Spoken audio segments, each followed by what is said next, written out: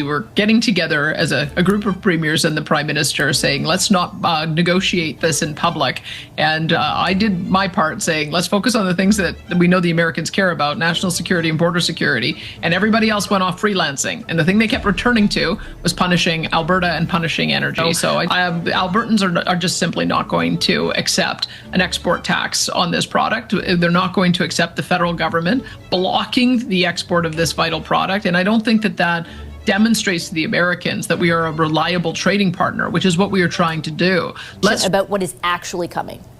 Well, I was pleased to see that there was a reprieve. We don't know how long that's going to be for, but I think what I hear, no matter who I talk to, who's close to him, is that the president likes to have a win, put tariffs out there as a way to be able to address some of the issues that he has. But I think he's also put a few other things out there, like our NATO commitment, Arctic security, border security.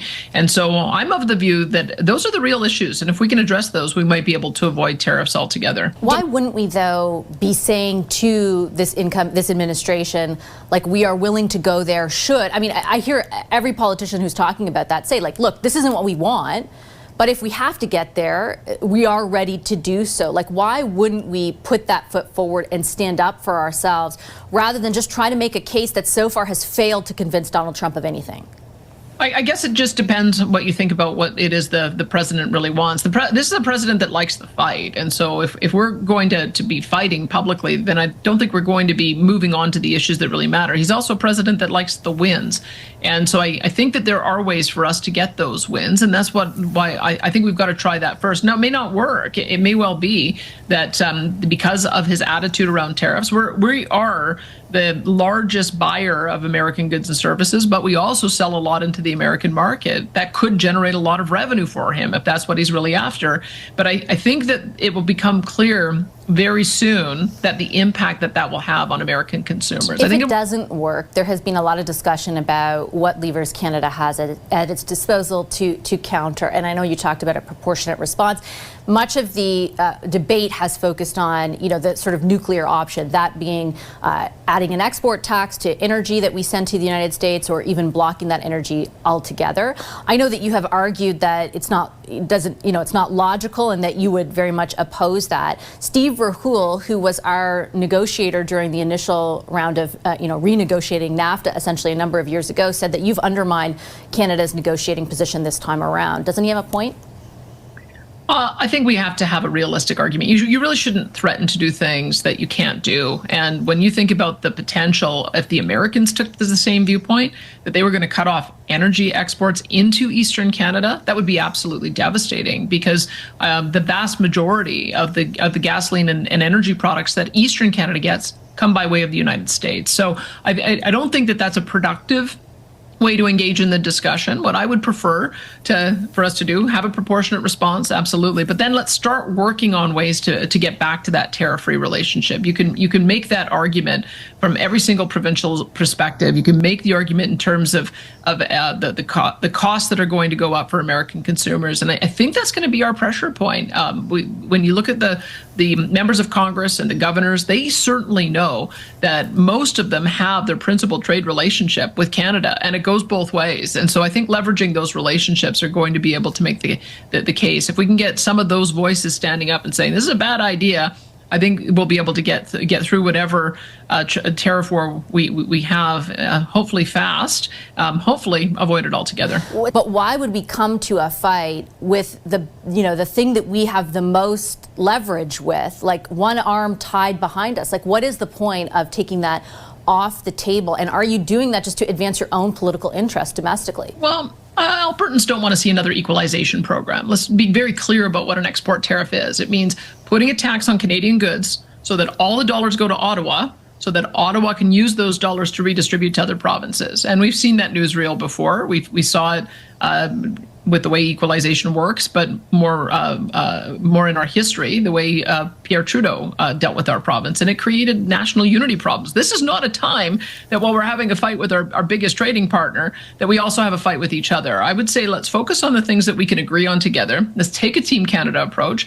Let's maybe get the Energy East pipeline back on the rails so that our Eastern Canadian friends don't have to rely on the U.S. for this vital fuel. Let's talk about more ways to get pipelines to the West Coast so that we can diversify our markets and be able to support our friends in Japan and Korea and elsewhere. I think that that's a more constructive conversation to have. If we're going to have this temporary or maybe even more permanent problem with our U.S. partner, we've got to be looking at new markets, and we would be far better off working together rather than putting forward policies that are only going to divide us. And look, I've asked the federal government on I don't even know how many occasions over the last number of years about those extra markets and building capacity to them.